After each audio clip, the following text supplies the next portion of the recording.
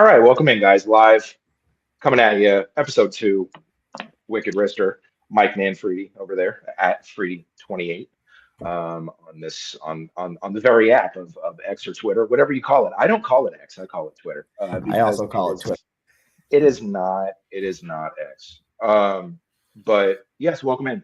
Episode two, like I said, got a lot of good to talk about. Got a lot of things to talk about. A lot's been going on. Mike went to Florida and he is back. Before we get going, how did that go, Mike? Oh, it was great. Florida in the summer, just where you want to be. Perfect weather, timing to go. But no, we snuck down. My dad turned 70, so we flew down and surprised him and had a little surprise party for him down at their place. So it was cool. It was a good trip.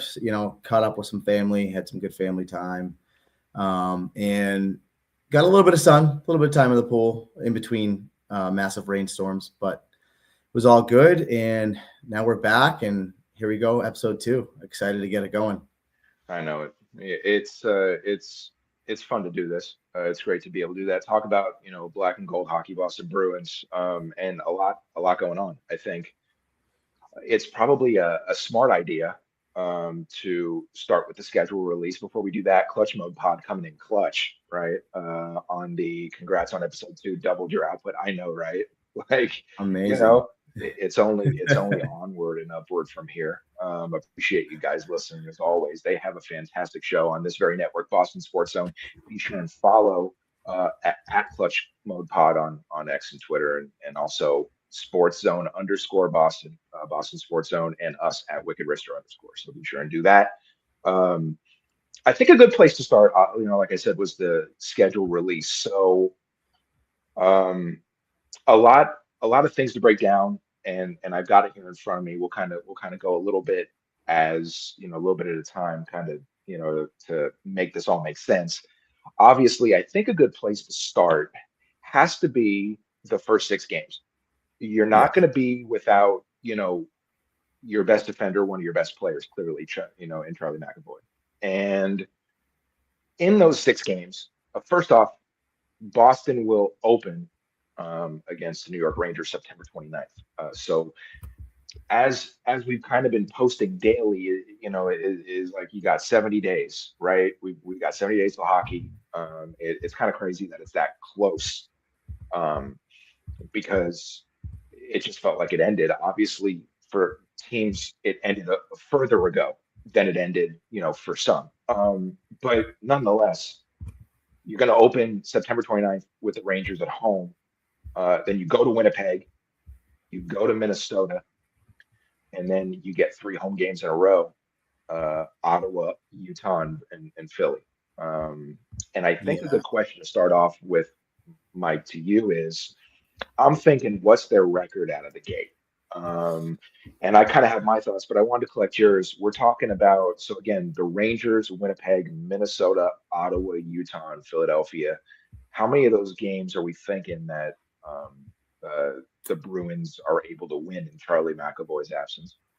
That is a great question. Tough one right out of the gates. Thinking about not having your anchor, your best defenseman. Um, I like them to come out of the gates with a win. I'm gonna go game by game here. I like them to come out of the gates with a win. Always get hopped up for opening night. They're going to be at home. An original six matchup, and the Rangers. It kind of remains to be seen what they are going to be like. Had a bit of a down year last year, so would be wild if maybe they threw Corpusalo at us right out the gates. That'd be funny, but don't see it happening. But I like them to win that game. And then that's a really tough 2-game swing right out of the gates, heading out to Winnipeg and then Minnesota. And it's back-to-backs, which is something that I want to talk about in a little bit in terms of the number of back-to-backs. And I think, obviously Minnesota, had a great season last year. I think disappointing showing for them in the playoffs, underperformed a bit there. But I would say in that little back-to-back game set, I'd like them to split. I can see them beating Winnipeg, and then maybe dropping that second in the back-to-backs to Minnesota. And then you come home for a divisional matchup, Ottawa. Obviously traded their captain. Don't really know how that's going to impact them. But I like the Bruins to bounce back with a win there. And then maybe splitting those last two between Utah and Philly, kind of take your pick. So, what's that? What does that have? Is that 4-2? See, that's kind of what I was thinking. I believe that would be what you were saying because you have a split in the front end and a split on the back end. Yeah. And I mean, you get a back-to-back right out of the gate against two pretty good teams. Obviously, Yep. Minnesota is the one that I think out of those two that where you're saying that's going to be a tough one. Yeah, I'll give they're going to be you, looking. They're going to be looking to get back to what they did last year. That's a strong roster, so that's a tough game. yeah, Winnipeg. Again, the future of Connor Hellebuck still sort of in yeah. the balance at this point, so it's hard to predict what they're going to look like. But yeah, I mean, it's a tough start. And again, like you said, without McAvoy, that's a challenge. Yeah, I'm surprised that Hellebuck has not been traded yet or moved in some capacity. It kind of looked like that was what Hmm. Winnipeg was looking to do around the draft and around free agency, and it just hasn't happened yet. And I mean, that doesn't mean that it won't, but I like the Bruins to start off with a win, obviously against the Rangers. I think I mean, I think that's a win. I think going to Winnipeg is a win. I think where we kind of have a little bit of trouble, um, is with Minnesota. What happens with Dylan Larkin? Does he end up there? Right? Talk, and we'll talk a little bit more about Dylan Larkin and everything with kind of Boston free agent desirability. And if you're here with us, we appreciate you. Please stick around because it's going to be a pretty good show tonight, as they all will, because me and Mike, we talking Boston hockey, right? What else is better than that? So I like them to start off 2-0. I think there's a stumble in Minnesota, and then getting three home games. I think two of those are gets, Yeah, Ottawa and Philadelphia. Maybe you have a little bit of trouble with, and I don't know if it's going to be a theme this year with having trouble with teams out west, because the two teams I have them losing to are the two teams that play. Well, I mean, they play in the Central, so yes, but still Western Conference. So right. y- you know, is that a theme? Who knows? 4 out of 6 to open out, or open up. I don't think is a bad thing for. No, if they go 4-2 without Charlie McAvoy to start the season, I think that's a great start, and I think people should be very happy with that. And then you get McAvoy back in, and you can try to settle your decor, and go from there. So that would be, I think, an exceptional start if they can go 4 out of 6. So clutch mode pod coming in clutch again. All right, so we were going to get to this, Mm. but it kind of sounds like it might be a good place to kind of just put this, kind of not segue, but just mention this, because it's something that we were going to talk about. But on episode 1, we had a lot of great feedback, questions, comments, concerns, promotional outbursts. We'll take them all, right? Whatever it is. And this is a question. This is a really good point. To get your thoughts on the state of the Providence, who is without not only a coach but a GM. They've had several players signed away, including just today Georgi Merkulov, their all-time leading scorer. I believe. I don't know if that's points. I don't know if that's overall, but he's Yeah, been there for a while, and he's gone. And they've had several players signed away. Seem to be messing things up with Patra, and they can't seem to move players back to the NHL. Your thoughts, really quickly, before we kind of get back to the schedule, because the schedule is a big breakdown. It's kind of a bunch to get to. So to kind of break it up a little bit of your thoughts on Providence and kind of what is going on there. yeah. It seems to be a situation that's kind of in flux right now, and I think that a lot of people are wondering what's going to happen there. They move on from their head coach, who was an extremely successful coach at the AHL level. And seems like they've kind of cleaned house in terms of management, coaching staff down there, and so you're sort of waiting to see what they're going to do, how that's going to shake out as the rest of the summer moves along. So it's really up in the air, right? It's a lot of unknown as far as what that's going to look like, and they've also along with some of the younger guys that moved on, some of the older, the veteran AHL guys who are a big part of their success in the regular season last year, like Riley Tufte is an example of one who have also moved on. So the roster is going to look different for sure. But I think that, something that has been questioned and I've seen pop up in conversation and, on the social networks and whatnot is that kind of question of development and, their kind of lack of ability to get some younger guys into the AHL, develop to a point where they can make the transition up to the NHL. Patra, the name that Clutchmo brought up, is obviously, I think, a shining example of that, in that he was a kid who kind of came out of nowhere. His rookie year, had a great camp, broke the season with the big club. Looked like he was a real gem, a real find. And then, some injuries, obviously, he's got that smaller frame. There was, a need to kind of add some muscle and some sturdiness to his body. And really seems like after going back down and getting healthy again, he never really was able to make the jump back up. Had a short call up last year, actually, was really, really good in that winter or that Stadium Series game down in Tampa. But that was kind of it, and so you're sort of wondering, does there need to be a change in philosophy in terms of working with the younger guys? Fabian Lysell, obviously, the kind of big name as far as AHL guys that moved on, just never seemed to be able to make the jump for whatever reason, and whether that was a problem in Providence and how they were coaching him and trying to develop his game, or how he was being utilized and the chances he was getting with the big club. It just never seemed to work out, which is a disappointment, on a guy that you take in the first round. And yes, when they drafted him, he fell, and there was character questions and things to that nature that caused him to slip in the draft, but the talent was undeniable. And so taking him in the back half of the first round, you're looking at the sort of potential with his talent and his ability as an offensive playmaker. Never seemed to be able to put it together in Providence and in Boston. And that's something that needs to be looked at really closely, because that is, you're not necessarily just trying to win Calder championships, Calder Cups down in Providence. So that's nice. If you can get long, deep playoff runs for some of the younger guys and have them experience some success, that's obviously a good thing, and it's good for the organization. But primarily you're trying to develop the prospects down there so that they can make the jump and then impact the NHL club, right? The best way to build a team, with the cap management in mind, is from within, right? Draft and develop. And that seems to have kind of gone stale the last couple of years.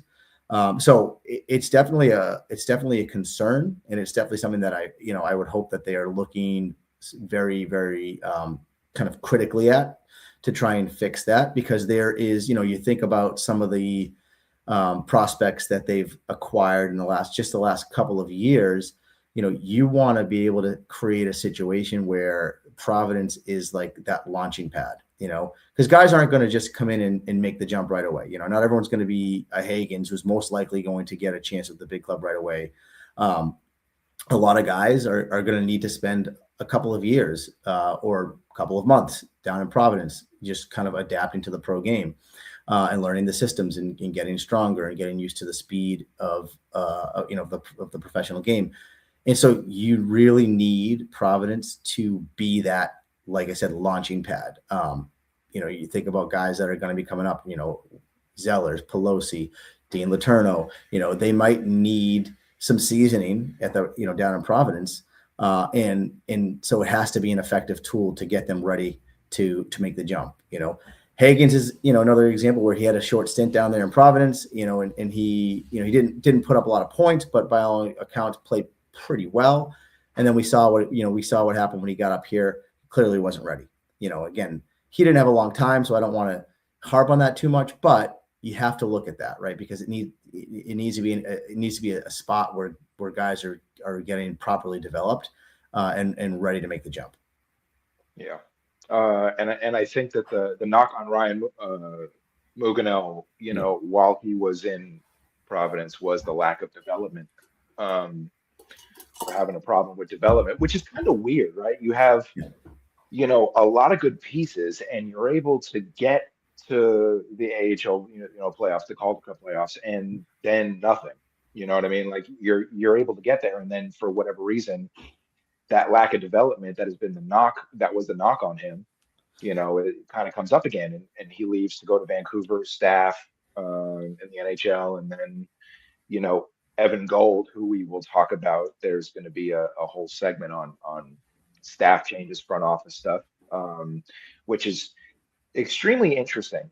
You want to talk about timing, and you want to talk about the amount of moves was something, because I don't think when you ask people, and there's a question that we'll get to as well. I think when you ask people how far away is Boston from being a cup contender versus being, yeah, maybe not even in the playoffs, I think that depending on who you ask, the margin is razor thin. The margin is maybe a little bit wider, but it depends who you ask. And to be on a quote unquote soft rebuild and to be able to make the playoffs with over 100 points, I think that you're closer to the East Finals than you are not being in the playoffs. I think personally. Now, but the East is tough, and as is the Atlantic and the Metro. And I mean, it's tough. The East is tougher than the West. I think we can all agree that it is. And so 100 points some years might not get you to where you think that you are, but I think the Bruins are on that trajectory. All that to say, there's not a whole lot in the cupboard in Providence, and it's alarming. Um, Yeah, it's no, alarming, sorry. and it started. No, you're fine. And it started with Muganel leaving, and then it just from there trickled down. Yeah. Well, I was just going to kind of piggyback with what you're saying, because you're right. I think, the NHL is a league that is kind of full of parity, and yes, there are some teams that are on the bottom end that are very far away and have a lot of reconstruction to do to get back into the mix.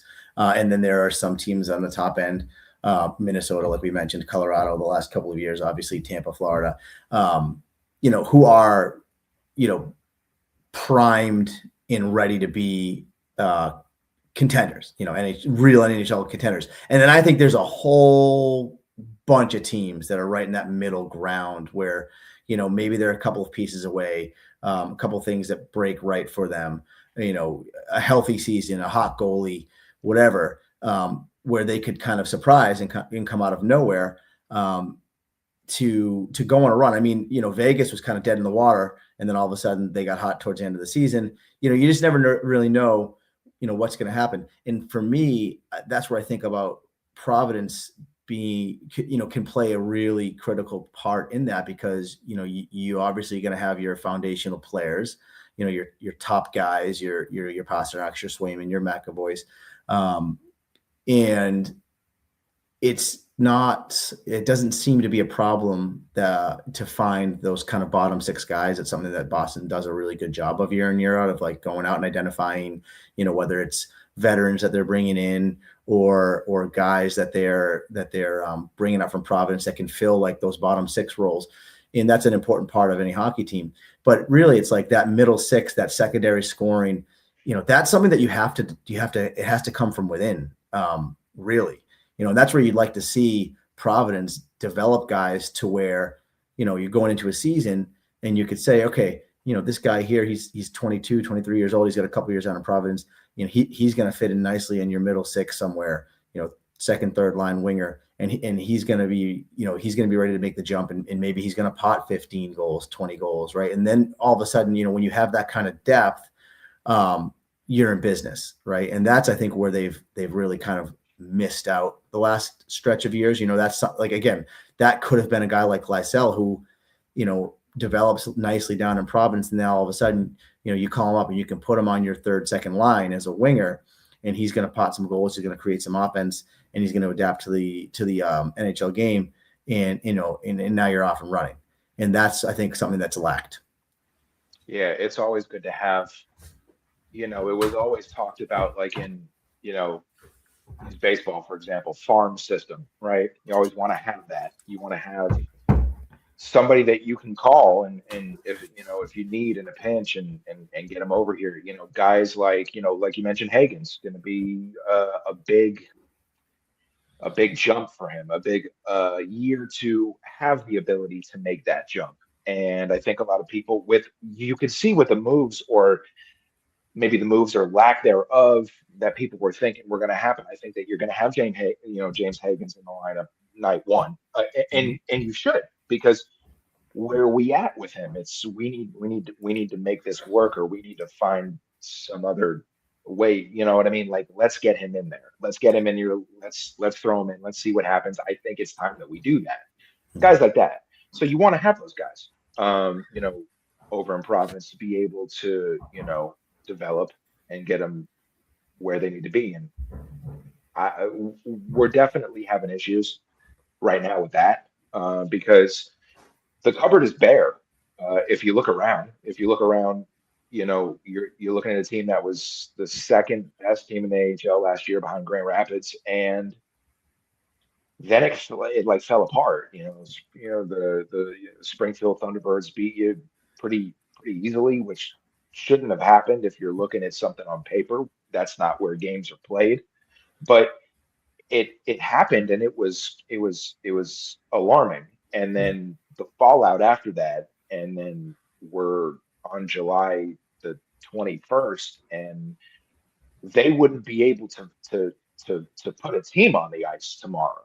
I mean, it's a good thing it's not tomorrow, but Yeah. so alarming. And what do they have to show for it too?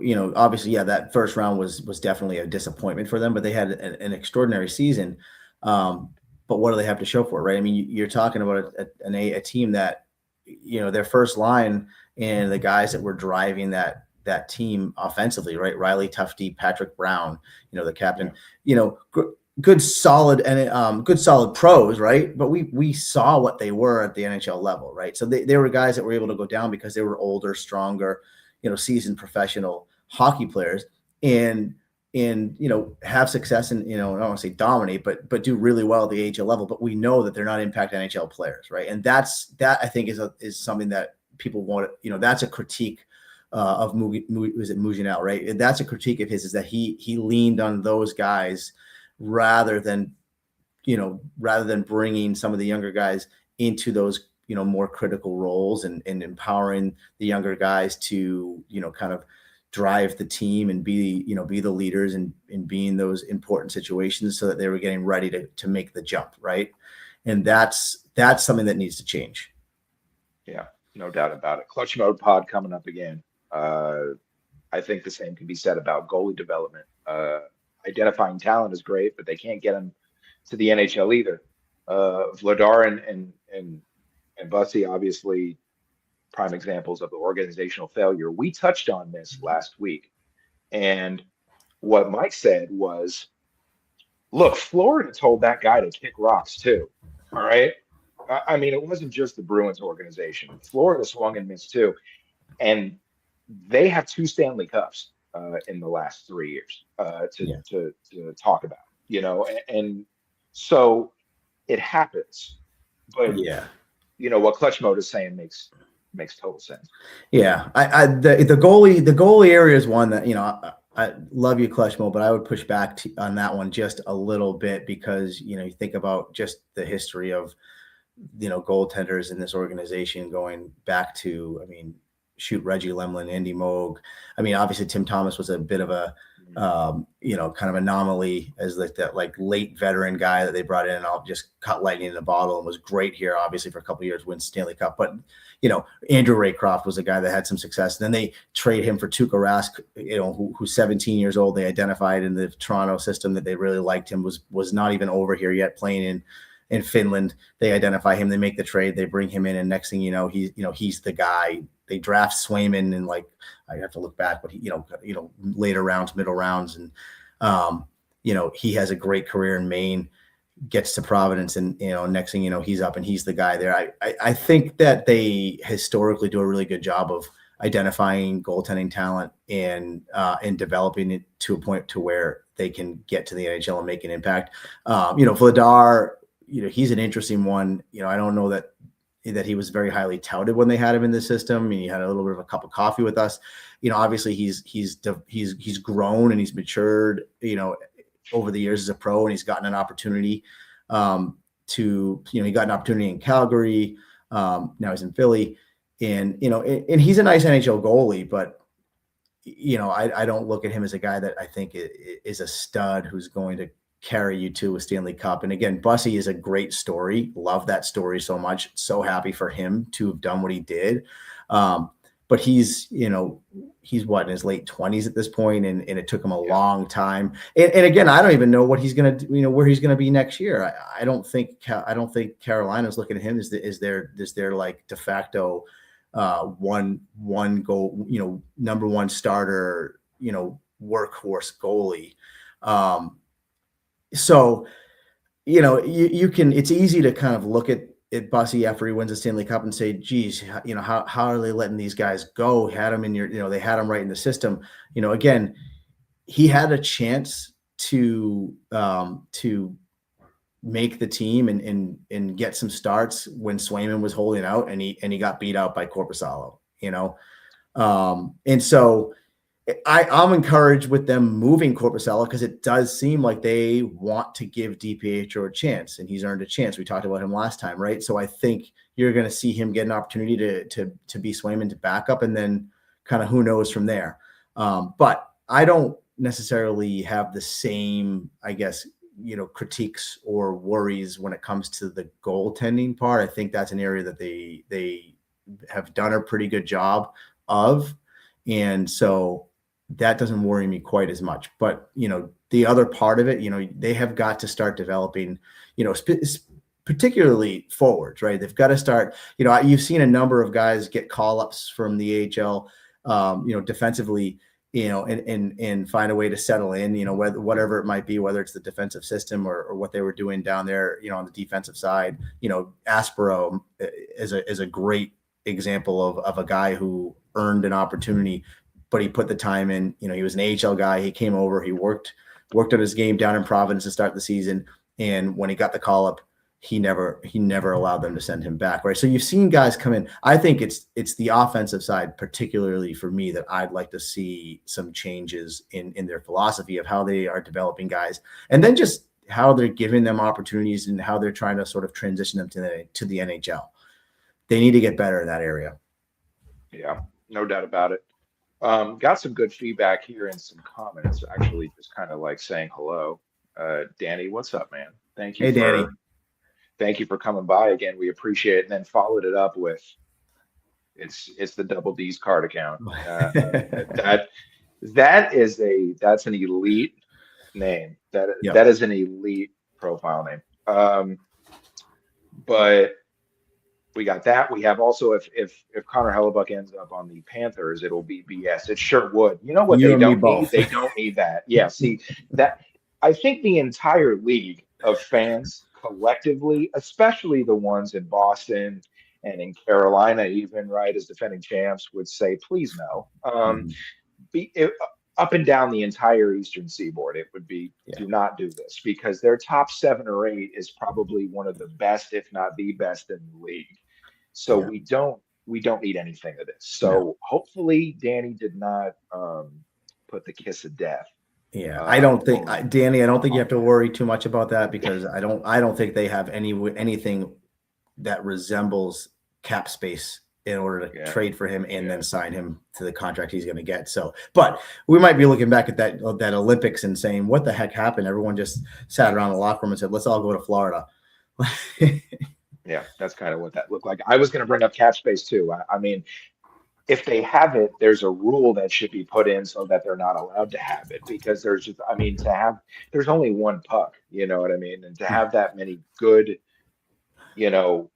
goal scorers and names on one team, not only on one team, but on the first like 2 lines, is just, it's kind of mind blowing. And then Clutch Mode it was almost at the same time saying, I need the Panthers to suck again. I'm so tired of them.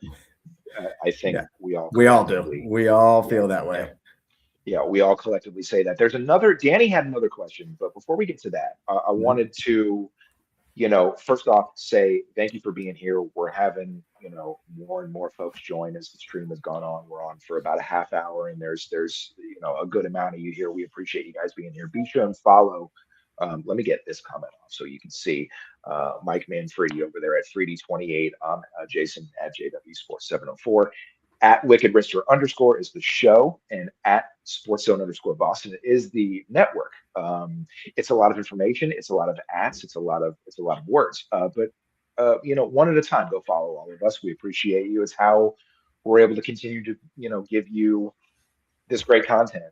Boston Sports Zone has amazing shows covering every sport, and the Red Sox have the ability to tie the longest win streak in franchise history if they're able to do so. And so it's a great time to follow Boston Sports Zone, not just for Celtics, not just for Bruins, Red Sox, Patriots, all of it. So be sure and go do that. And I'll get off the soapbox and get back to the schedule.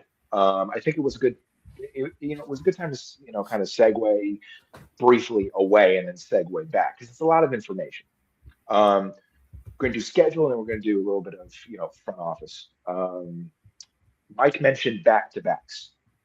Yes. Boy, if there was a line that Boston didn't want to be in, it was 14 back-to-backs, tied for second most in the league.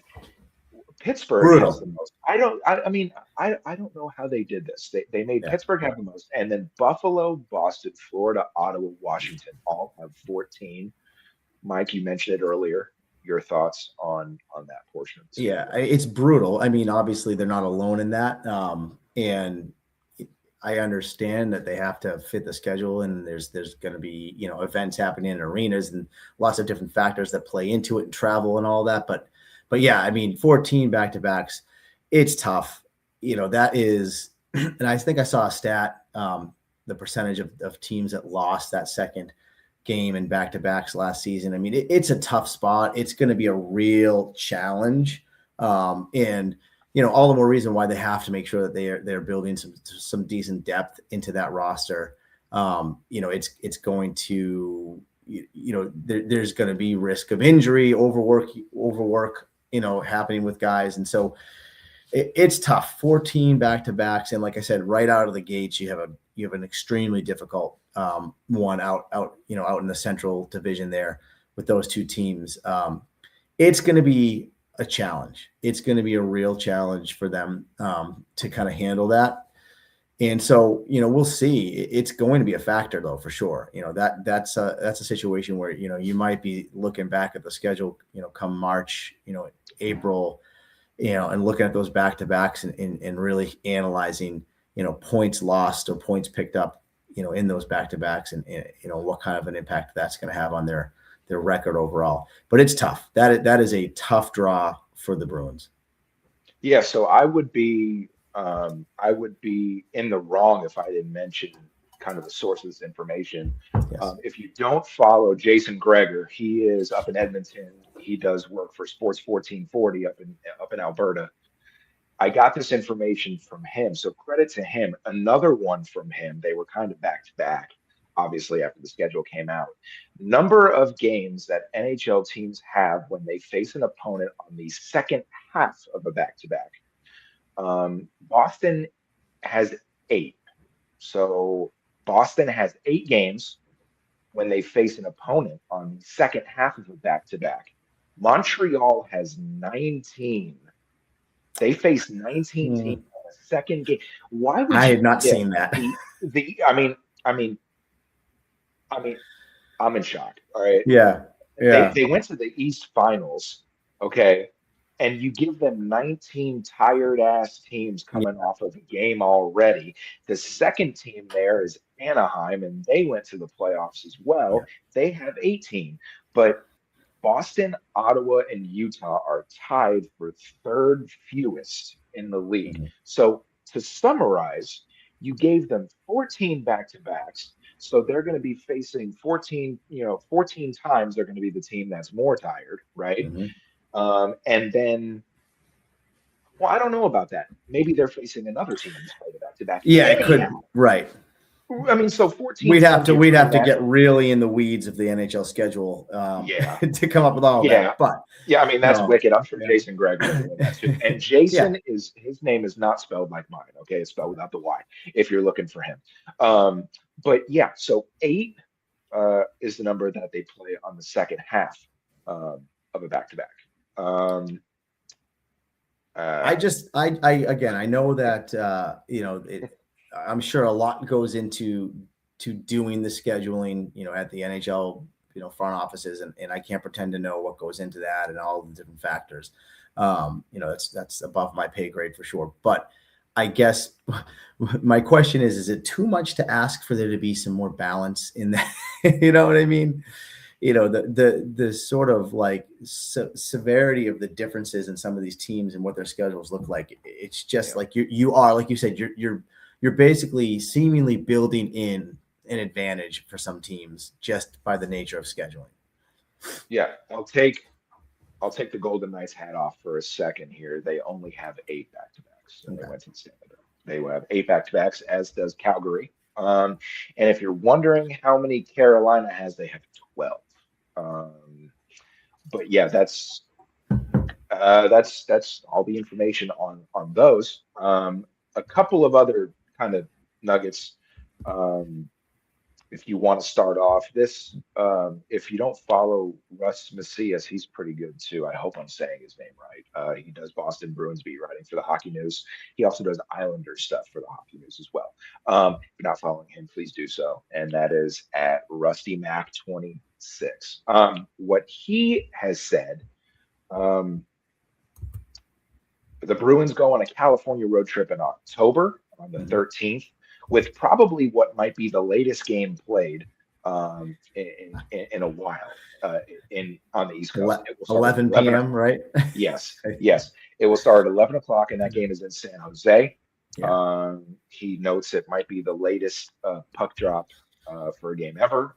I know a lot of them are usually around 7-ish, maybe a little bit later. My cat just went through I the guess. screen, but that Special guest. those appearances will happen. So you've got that. You've got the Bruins are home 9 times in November, and they have just two road games. Um, they will play a Thanksgiving Eve game and a Black Friday game, and those are against Canadian teams. Mm. Thanksgiving Eve against Winnipeg, Black Friday against Toronto. Um, and we've got the Bergy jersey retirement. Patrice Bergeron's jersey will be retired December 1st against Colorado. Uh, and another December nugget. Uh, the NHL has games on December 26th for the first time in a long time. And the Bruins will be home against the New York Islanders that night. Before I move on, any thoughts, comments about the schedule for the 2026 portion? Yeah, so I like that. I like November as an opportunity for them to maybe rack up some points early on. And they always say, right, you want to be in a really good spot in the standings before Thanksgiving. That's kind of like one of the first benchmarks. And so, like 9 of 11 at home. I like that as a spot for them to maybe pick up some points and, get themselves into a good position. That early trip to California, I think, get it out of the way. That's nice. But again, you're talking about a back-to-back there, Anaheim and LA. And then you finish up that trip in Dallas. So that's a really, I think, difficult road trip. So they've got, a couple of tough road trips right off the bat to start the season in the early going. That'll test them. The other side of that coin, though, is that they say, it's a good opportunity for bonding early in the season. So maybe that's something that helps galvanize the team and brings them together a little bit, being on the road like that. But it's a tough spot. And then I think it's nice that they get to be kind of home for the holiday situation there. So they're home sandwiched around Christmas. They're home. They're home, obviously Thanksgiving, they're not traveling. They've got the Black Friday game. So that's, kind of nice for the guys anyways, they get to be with their families, a nice little touch. I think having Toronto in for that Black Friday game was a great scheduling quirk. I think that's going to be, a real kind of an early season banner game. People are going to be that's going to be one to watch. Black Friday is always a great take. Usually the Garden's fired up on that for that game. So I love that Toronto's in town for that. That should be a fun one to watch.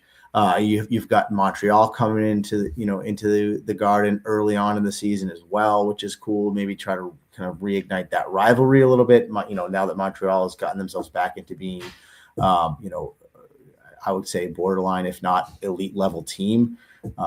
So some kind of good little quirks there that I like. I think, like I said, November presents a really good opportunity for them to take care of business, establish, some home dominance. And if they can do that, they should be in a really good spot at that sort of November benchmark, which is great as they head into the holiday season and the new year. Yeah, and what goes up must come down. The other note on the schedule is at the end, 7 straight Mm-hmm. games against the Atlantic to end the year. 5 of those are on the road, and everything ends in Tampa on Saturday, April 10th. Yeah. That will be the last game of the season. So, Yeah. Last 4 you've on the got, road too. Last 4 yeah, games that, on the road. yeah, that's not fun. All That's not divisional gonna be good. opponents, I think, too. Yeah, that's wild. So Well, look, I mean, they give you, you kind of have, you've got some good early on, and with good comes bad, and that's exactly what kind of is going on at the end. Um, right. and that, I believe, is what I have for schedule notes. Wanted to get to a couple other topics here. Having a blast with you guys. Thank you so much for being here. Wicked Rister episode 2. Um, you know, Sometimes in life, always in hockey, someone's gotta give you the assist, the quick assist, if you will. And quick assist is a fantastic platform to sell your tickets. If you got tickets and you need an assist to get rid of them, Quick Assist has your back. There's a QR code up here on the screen you can scan, or you could just Google Quick Assist. QuickAssist.com, I believe, is the website. Um, don't have that in front of me, but if you put Quick Assist in the search bar, you'll find it. They have many ways to get rid of your tickets and help you in the process. So check them out. Boston Sports Zone and Quick Assist have been working together for a little while now, and it's been a great partnership, and um, everybody's happy to have them on board. So that's something great to talk about. Always talked about that last week. Um, Need to get to a couple other things. But Obviously, before we move on, yeah, go for it, Mike. how do we not talk about the video? We have to talk about the video. Did you not see this? Did you see the schedule release video? I don't know if they're trying to mimic the NFL.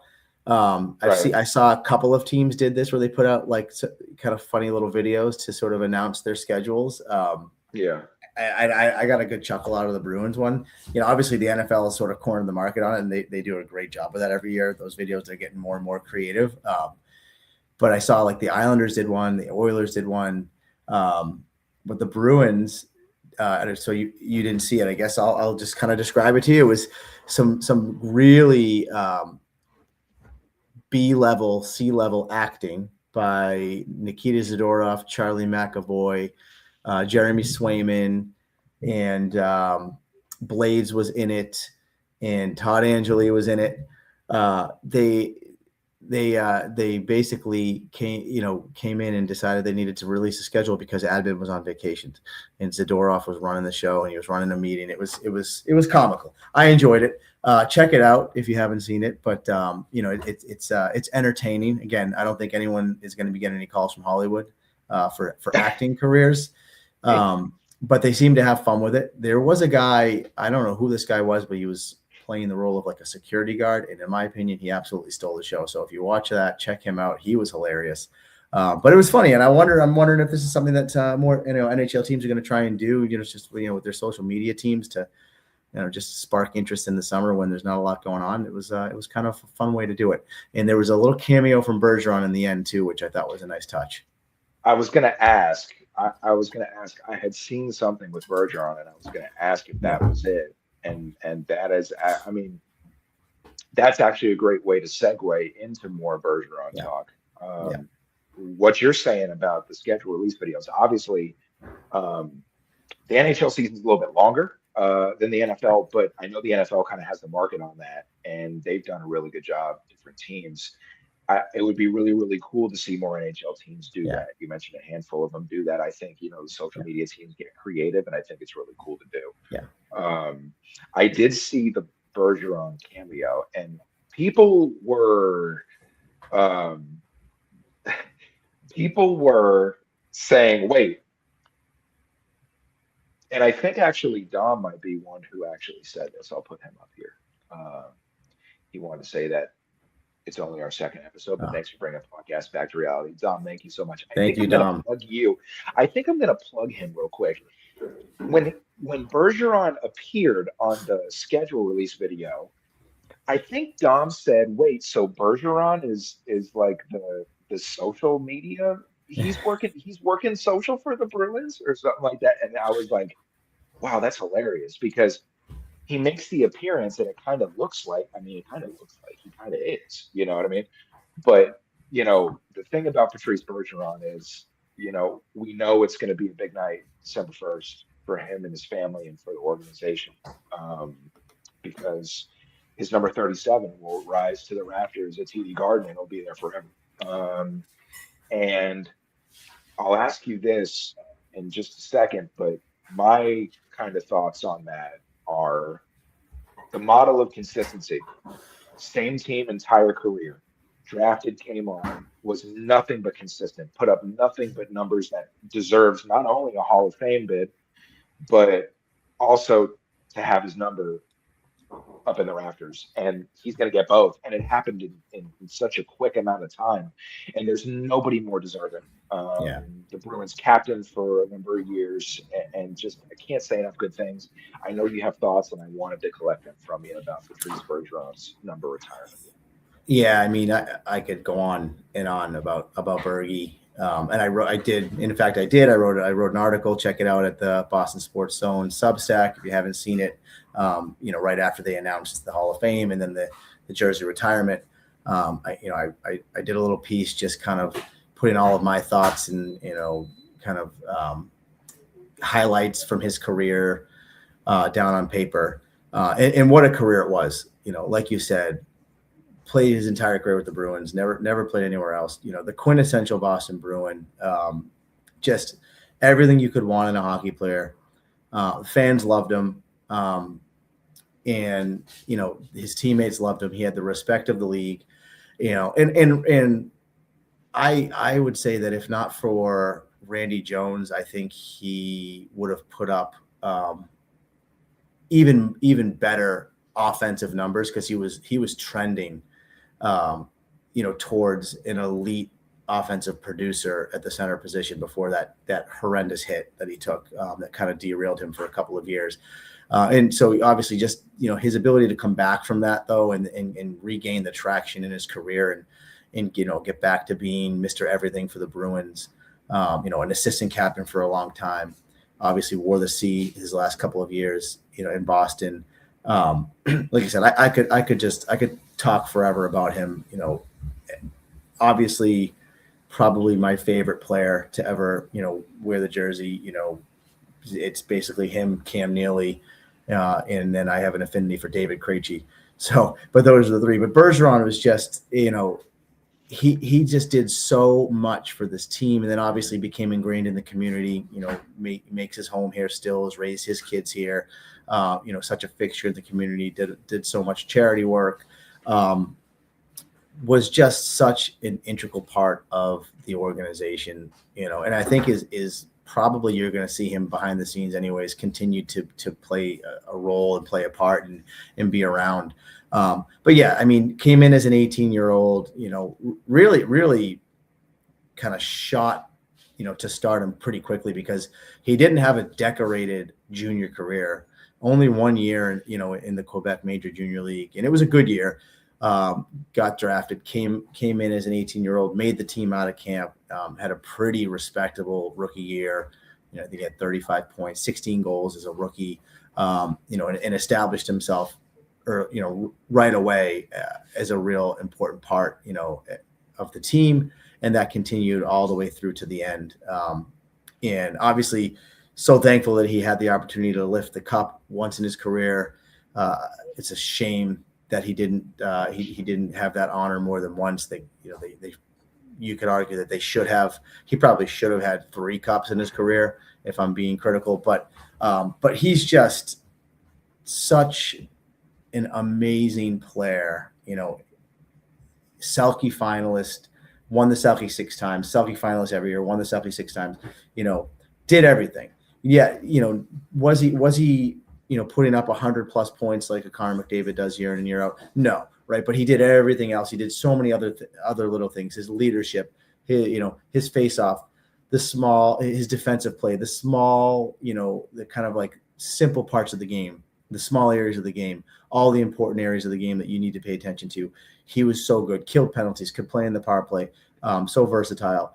Just can't say enough about him. And so, you hit the nail on the head when you said that he's so deserving of the honors that he's receiving this year in being inducted into the Hockey Hall of Fame. And then obviously, everyone knew that number 37 was going to go to the rafters, and no one's ever going to wear that jersey number again in the history of the organization. Everyone knew that was going to happen. And I like that they're not wasting any time. They're saying, you know what? Yeah, he's only been retired a couple of years, but it's his time. Let's honor him. Let's celebrate him. I love that they're doing it this year. I think it's really cool that they're going to do it against Colorado, sort of a really good team. It'll be a marquee matchup. It'll have a lot of eyes on it. I was listening to Jaffe and Razor's podcast, and Jaffe kind of said, "Oh, wouldn't it be cool if Colorado wore the Nordiques throwbacks as a little nod to Quebec City and where Bergeron grew up?" So I thought that that was a good thought. We'll see if that happens, but that's sure to be a great night at the Garden. I'm sure that the Bruins will do that celebration right. You don't want to miss it. You're going to probably have to watch it from home though, because I took a quick peek at ticket prices for that game, and it's going to cost you a pretty penny to get in the Garden if you want to see Bergeron's number raised to the rafters live. But definitely make sure that you're on the couch in front of the TV when that starts, because I think it's going to be just an unbelievable celebration and an unbelievable night at the Garden, and nobody deserves it more than Bergeron. Yeah, agreed. He had himself quite a week when it was revealed that he would be not only inducted into the Hall of Fame, something they don't do for players that quickly away from the game all the time. Wayne Gretzky comes to mind as soon as the Great One was done, they inducted him right after. Obviously, other guys quickly, but normally you're waiting, and Patrice Bergeron is one of those where it completely well deserved. Obviously, congrats to him and and his family, everything that he went through, the injury you mentioned, to be able to bounce back, and to continue to have a career that was just completely above and beyond unbelievable. We were talking about the schedule release video, and this actually makes more sense because I had mentioned that Dom had said something about mentioned Bergeron and being behind the scenes. Well, there's this. His film company made the video, so that actually makes a lot of sense. There we go. And appreciate that, Dom, as always. If you're not following Dom, his handle is there on the screen. Please do. He's a must follow. Yeah, he's like Bruins must follow. Yeah, absolutely have to do it. Definitely got to do that. So we appreciate him and everybody else listening as well. Having a great time with you guys. Absolutely have to address as we wind down before we get out of here. Got to talk about the front office situation. Me and Mike, me and you were talking about it right before we went live. I have a list of the front office changes, and this is via Jack Studley at Jack Studley 13. He does great stuff for Boston Hockey Now, and so be sure to follow him. I always want to make sure I give credit to people so that it's not from me. Hell, I'm learning like everybody else, right? So I don't want to take people's information, but Jack does a wonderful job. Kevin Adams is the senior advisor to the general manager. Here is the interesting part about Kevin Adams, senior advisor to the general manager. Now, when Kevin Adams was in Buffalo, he got canned and his senior advisor became the general manager. So that immediately led to questions about Don Sweeney's, Yeah. we'll call it, safety. And I think that the situation in Buffalo obviously is different than the situation in Boston. So I don't think that Kevin Adams is the guy being set up for, Don Sweeney's job. However, if it ever happened, that would be the guy that you would turn to. It's one of those like, oh, look, you're here. Why don't you just start doing it now? So Yeah. like that. Um, Dennis Bonvie is going to be the assistant GM and player personnel. Jeremy Rogalski is assistant GM analytics and strategy. Alex Jimenez is director of hockey ops, CBA. And the biggest one that I think is probably going to get talked about, I have a feeling, maybe besides Kevin Adams, is the fact that Evan Gold departing the organization August 1st to pursue other opportunities, also known as, you know, thanks, but bye. That's kind of the way it feels. It might be that he's just maybe he had enough. Somebody decided that there was enough of whatever's going on this situation. So, with all those moves that I just mentioned, um, what are your thoughts on some of those? Anything sticking out? And kind Yeah. of where are we in them? Well, so with Evan Gold, I'll just kind of start very quickly, but I think, that's a situation of, I think he's a guy looking for an opportunity. I think he's obviously he's been in the organization for a little while. By all accounts, he's been an important part of some of the player personnel moves and decisions that have been going on, and sort of like a rising star in that kind of in the front office world. And I just my gut tells me that he's looking for an opportunity. He's wanting to get himself into a position somewhere where he can maybe put himself in line to get a general manager job. And, Don Sweeney's been here for a while. And, to your point earlier, it doesn't look like anytime soon anyways, barring anything drastic happening, that's going to change. And so, I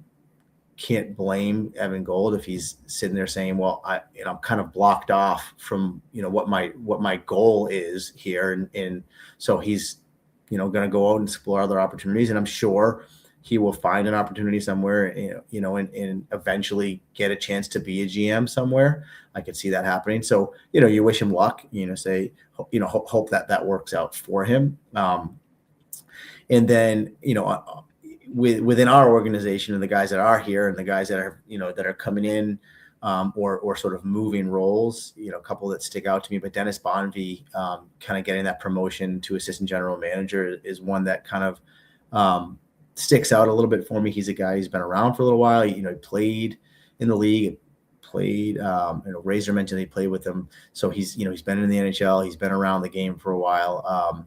He, by all accounts, has been, a big part of their scouting department over the years. And he's done a really, done a nice job there. And he's kind of well thought of in that regard. And I imagine that he's going to continue to have, his kind of finger on the pulse of what's going on in that department. But, you kind of give him a nod as saying, let's give you a little bit of a promotion here. Job well done. No, let's give you a little bit more responsibility and see what you can do. So that's an interesting one for me. And then, Kevin Adams coming in is a very, very interesting move, in a lot of facets. I hadn't thought about it from that angle that you just mentioned, but it's a good kind of storyline, and it is a good take, in that, like, not to say that you're putting Sweeney on the hot seat by any stretch of the meaning, considering, he's coming off a season in which he, built a roster that completely over, surpassed expectations. And so, you're obviously happy with the job he did last year. So it's not as if, his job is in jeopardy at this point in time, but you're bringing in a guy as, an assistant to the general manager who's proven, that he can do that job in the league before. And so it does, maybe it just increases a little bit of urgency, within Sweeney to continue to build the roster and take chances and make moves to impact the NHL roster. That's an interesting caveat there, that maybe he feels a little bit of heat knowing that there's an established guy like Kevin Adams sitting there in the building. in that if they decided to make a move, they've got a guy in house that's very easy to just slot into that position because he's done the job before. So that's interesting. But I just think also just in sort of the in the fact of bringing in a guy like Kevyn Adams is only going to help because he's a guy that has. I mean, he was largely responsible for building Buffalo into what they were last year. He was directly involved in a lot of the the drafting and the roster moves that produced that team and the success that they had last year. So clearly he's got an eye for talent. Clearly, he's got an ability when it comes to roster construction and management. And so, I can only think that that's just a good guy to have in the fold, working with Sweeney and working with Neely and trying to continue to build this roster and progress and move them forward back towards being a contender. I think it's a great move. I love bringing him in and, having more minds like that in the office, in the room is never a bad thing, in my opinion.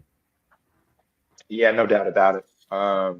I was looking at this too. Another good point by Dom. Not talked about enough is the Bruins let Scott Bradley go to bring in Adams. That was the role that Adams took over. So yeah. Yeah. So they clearly wanted him. Like they identified him. He was out there available, and I don't know, whoever it was that identified him as a guy to bring in and just get him in the mix. They wanted him for that's clear. So hey, hopefully he can come in and help shape some of the decisions that get made moving forward, and can have that same kind of positive impact on building a roster that that can be competitive, much like he did in Buffalo. Yeah, well said. All that, it's kind of interesting. You make a bunch of changes as an organization, not really knowing if you need to. Like we talked about, soft, kind of a quote unquote soft, quicker rebuild that ended up in 100 points in a playoff berth. But in the East, that may not be saying much. Over in the West, that would have been head and shoulders above most teams, but not in the East. So obviously wanting more. I think Adams is a good addition. Obviously, the more experience you get in that room provides you with more firepower that you need. Yeah. Obviously, Gold leaving is, I don't know what's going on in Providence. I'm confident that there will be a team, by time we open camp. But what does that look like? That'll be to be determined. That'll be another show. That'll be a topic on another show, no doubt about it. Because you got to can't bring up people if you don't have anybody to bring up. And I think we're, I don't expect a whole lot from Providence. I honestly think that we're probably going to see not a very good Providence team, but I'd rather be wrong. I'd rather be wrong than right. It's just, right now we're looking at it, in July on paper, and they don't have anybody. And so I think that we have a problem here. Again, we'll talk about it, in another episode in more detail. But my hope and wish for what Providence looks like in the near future is that it's going to be a spot where they're bringing guys in, when they're signing their pro contracts, whenever they're finished with their minor level hockey, it's going to be a spot for them to come in and thrive and learn and be allowed to make mistakes, be allowed to play in, important spots and important parts of the game and play special teams and, so that they can get ready. I want to see more of the young guys when they're signing their pro contracts coming in, playing in the top 6, playing in the top 4, getting opportunities to grow at the pro level. That's what I'd like to see. Obviously you're going to have some of the, you're going to have some veteran AHL guys because you need to do it. It's a pro, it's still a pro organization, and that's going to be a part of it. I know that, but I just want to see it be a spot where, they're allowing the younger guys when they turn pro to come in and really get a chance to develop and play and grow so that they can make the jump. That's what I want to see. Yeah. And I mean, for me, I'm trying to I want to make sure I get to all these comments. I don't, if we keep getting so many like this, I don't know if I'm going to be able to do so. BMA Dog talking about how about that release from Zadorov? I'd call it wicked. All right. I don't Oh know. man. I mean, Yeah, it was, again, I'll say it. I don't foresee an acting career in Zadorov's future when he retires from pro hockey. But it was great to see him. I mean, he was the sort of a central to that video. It was great to see him, kind of in having fun. And he is a guy that I think is, he's a big part of this team. Penalties and lack of discipline on the ice notwithstanding, at times, is he the perfect hockey player? No, but he brings a lot to the team both on the ice, but I think in the locker room as well. And I do think he's a guy that can be, not like a face of the organization, but he's a guy that I think will talk to the media, that will resonate with fans, and the way that he plays, if he can stay out of the box, it does resonate with Bruins hockey. So it was cool to see him in that video. It just kind of like, he just sort of reiterates that, he's a key part of this team and this organization. And he's funny. He definitely made me laugh. yeah, rough and rugged, like Boston Bruins hockey. That's how you like your guys, and that's how Zadorov Absolutely. is. Now this is how we're going to end the show. Okay. Danny, all right. With this roster right now, is this team a cup contender or are they a sneak in the playoffs and survive type? Now, earlier I said that I think that they're trending more toward, getting to the next round, getting to the East Finals. I think that's where we're at. But if you're asking me if it's cup contender or sneak in the playoffs and survive, I'm kind of leaning that it's the second one. I'm kind of Yeah. leaning just right now. Now, it doesn't mean that that's the way it's going to be, but I think right now that's where they are. If you ask me one or the other, what say you, Mike? Yeah, no, I would agree with you on that one. I don't think that we're at a point where, you can straight face say that they are a cup contender. You can be optimistic that they're going to improve on what they did last year, and continue to be a competitive team and experience some success. And I think there is a lot to be optimistic about in terms of the roster and some of the younger guys and, guys coming in like a Paterka. But I think, where we stand right now, July before, months before camp opens, sneak into the playoffs and survive, I think is probably where they're at. The great thing about the NHL, though, is that when you get into the playoffs, you never know what can happen. Yeah, it's true. You just want to be in the dance. And if you go to the dance, you want to have a partner. But those are the two big things. If you can get in, and you can find someone to dance with. I mean, look, Yeah. there's been teams where how did that even happen? But it did.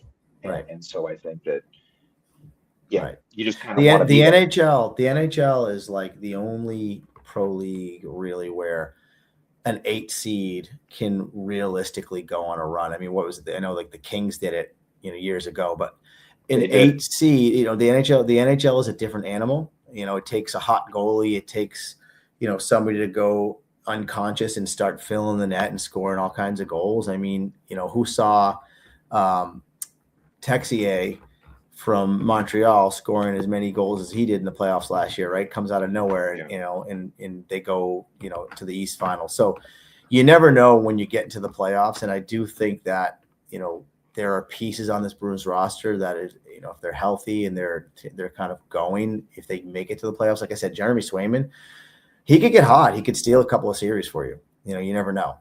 But to Danny's point, I would not sit here and say, yeah, Stanley Cup contender. I don't think that's realistic right now. There's still work to do. And there's development that needs to happen. There's guys that have to take another step. And that's going to be the big thing. Yeah. Mike Manfredi over there at Freedy28. You can find his work at Boston Sports Zone. Make sure and follow Boston Sports Zone at Sports Zone _ Boston. I'm Jason at JW Sports 704. There's Mike at Freedy28. Make sure and follow also Wicked Rister at Wicked Rister _ and this is all on X or Twitter, whatever you call it. Reach out to us, tell us what you're thinking, how you're feeling about anything that we talked about. We're as active as possible. Obviously, busy during the days, but always up to talking hockey, which is what we're doing. Episode 2 is in the books. We appreciate everybody being here. Had a good time, and until next time, until next week, we'll be talking more Boston hockey with you. Everybody stay safe, and we'll talk to you again very soon.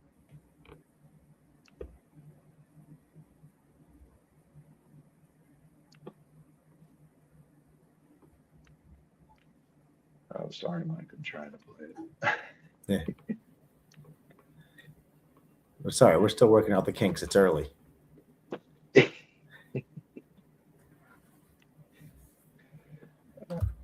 I know. It's like it won't play. It's so weird. Oh, maybe you know what I should probably do? I should probably click on the right thing. All right, guys. We're working it out. This is live. This is live. This is what happens when you're live. Episode 2 and we're live, right? It's gonna happen. Right. And we're out. All right.